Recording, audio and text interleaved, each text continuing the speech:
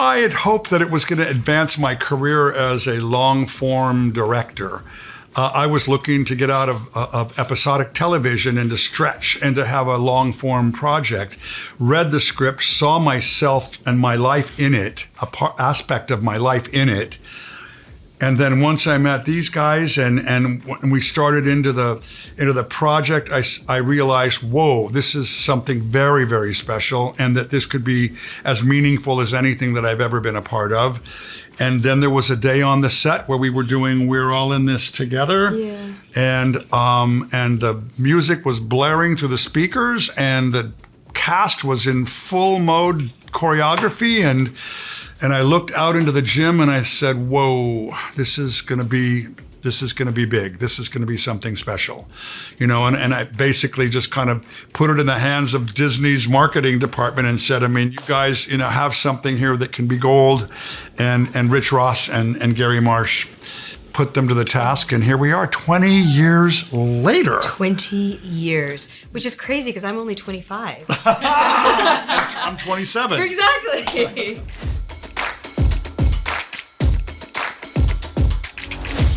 Well, for me, I initially auditioned for the role of Gabriella, and it was not a great audition, but just fine, because I was aware of that. And right as I was about to leave the audition, I just could not walk away with that being their impression of me. And so right when I got to the door, I turned around and I looked at the casting directors and I just told them that I want you to know that I know that that was not the best audition that you've seen, and that I'm a much better actress than what you saw in here today. And I was nervous and I didn't want to sing, and I just couldn't leave with you thinking that that is all that I can do. And I believe that in that moment they saw Taylor McKessie. However, I did not get called back for the project for a month. So I had gone off to Chicago, which is where I went to the theater school at DePaul University, and I went to resurrect my theater career and maybe get a commercial agent. And 3 days after being there, I get a phone call saying, you've been called back for a different role in this film. And when I read the role of Taylor McKessie and knew that I had never seen a brown girl play the smartest girl in school at that level, I knew that this was something that I wanted more than anything. And I put myself on tape, literal tape, and sent it in the mail to Disney, and they got it. And I remember being terrified too, like, what, are they really gonna get it? What if they don't open the mail? But then it was a series of auditions afterwards. And when I met Corbin and everyone, it was just, we were immediately a family. And obviously the rest is history. So you see, when you bring that into the room, when you don't leave without making sure that everybody hears your voice, when you go, just want to make sure you know, I know yes. that wasn't great, right. And give me another shot at this, and I'm going to show you who I really am and what I can really do. I mean, I think that that's really special and really important. You did so much for so many, Thank Monique, you. So much for so many all over the world.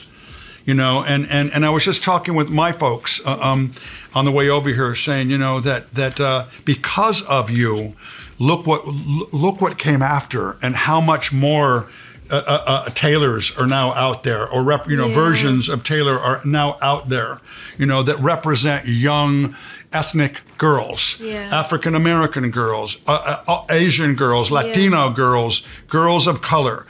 That you were one of the girls in Kids and Family that just really reminded people that there was an audience that needed it, that wanted it, and you delivered it, and so you not only got the part, but you inspired a world of young women. Thank you, Kenny. Yeah, absolutely. Wow. And then with that lasting legacy of High School Musical, there's been tons of fan theories and questions that have gone on the internet for the past 20 years. So I just have a couple of the big ones from the fans. With both Bop to the Top and Breaking Free in this winter musicale, I feel like everyone really wants to know deep down, what was the plot of Twinkletown, Kelsey's musical? Oh. I mean, I will just say, first of all, we've got to bring up Allison Reed, who played Ms. Darvis, my God. right? What? Was that a cell phone? Oh, was it mine? No, ma'am, that was the warning bell. Allison Reed, I mean, if there's any way that you're watching this, thank you so much for what you brought. You know, when Allison looked at that script, she's a real thespian, a Broadway actress, Yes. you know, spectacular person. You know, there was no little move over the top of the A that said, say, musicale. You know, that she really took that off the page and brought Ms. Darbus to life, you know, with her imagination, an imaginative actress. Yes. And that I think, I don't know. I mean, I have no idea. I don't know what the plot of Twinkle-Town I think would have been. that only but she probably would have known. Well, that's what I was. I said that the other day. I said, yes. if you really wanted to know the answer to that You'd question, have to ask Allison Reed. Bring Yes. bring Allison Reed into an Yeah. interview, because it's one of the most asked questions, and I don't know Yeah. that Peter Barsicchini, the writer, Right. could even answer it. That's true. You That's know, true. she Yeah. made it though. The way that she played that role, that stuck in everybody's mind. I can't tell you how many people have asked me that. Absolutely. It's a big fan question. Yeah. Yeah. And Allison, I'm so glad you did bring her up. And I know this isn't your question, but I just want to shout her out as well because she's so lovely. There was a moment after High School Musical, I don't know if you know this, that I lost my confidence because there's something very different about performing as an actor and as a character and the pressure that comes from now being a public figure and having this image to uphold. And inside of that, I lost my confidence just specifically in acting. And I reached out to Allison and she became my acting coach for a while. Oh. And she was working with me behind the scenes to help me feel comfortable again and to get back to the craft and not, you know, focus so much on what I looked like or how I was presenting myself, but to remember why I started in the first place. So she's just such a phenomenal human being. A shout out to the musicale queen. Yes. Yes. Yeah. Life imitates art. It's true.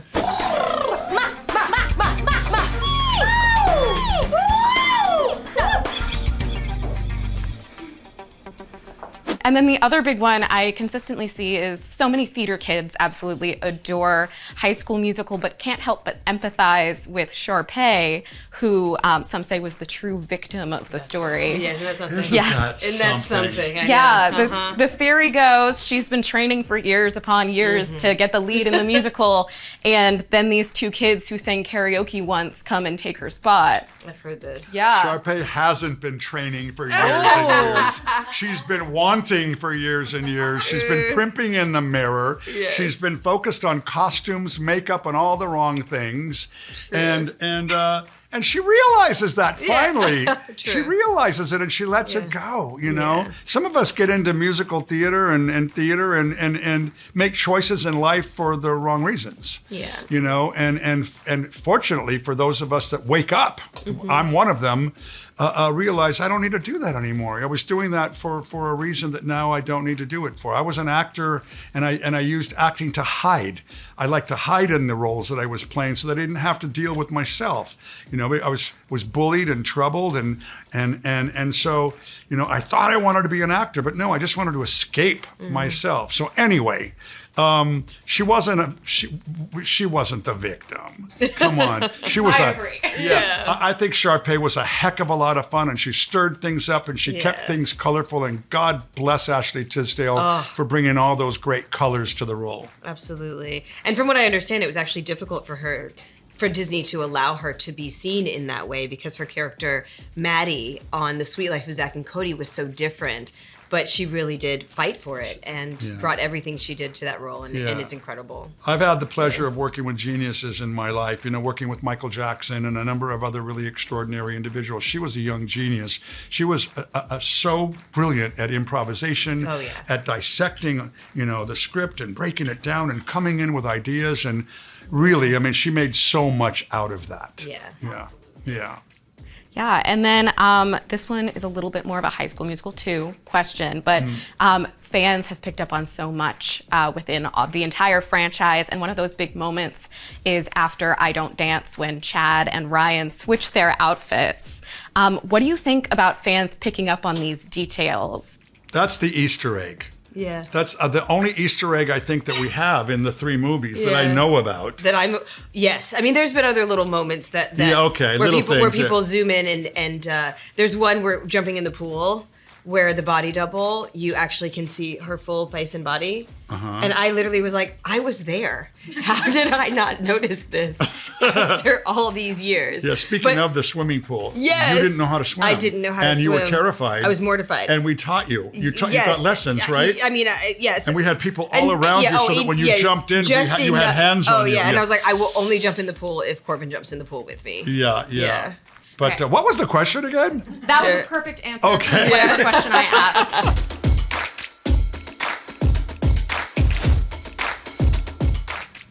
I would ask Peter Marsicchini, with due respect to our writer who created all three of these scripts and, who was the most open-minded and lovely person to work with and just really enabled us to approach the filmmaking and the realizing of all three movies, with such support.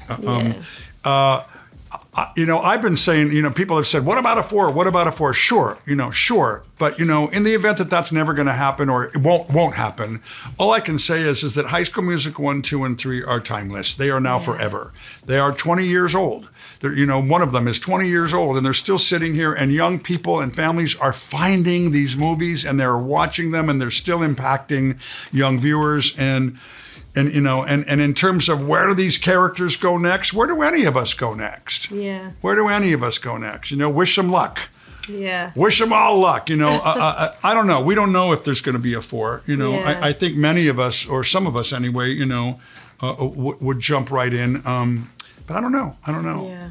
I feel like, because as Taylor McKessie, I feel like Taylor might be like a community leader. I feel like she would be doing some things very similar to what I think am doing. that's not hard to figure out. Well, yeah, I was just giving them. No, but I'm saying that if we didn't see that in 1, 2, and 3. Well, that's true. Right? I mean, we knew that she was going to go on to big things. She was going to be a very important woman. Yeah. Yeah, she was going to raise the bar on womanhood. Yes. And what a woman can mean in this world. Yeah. And you have, Monique Coleman.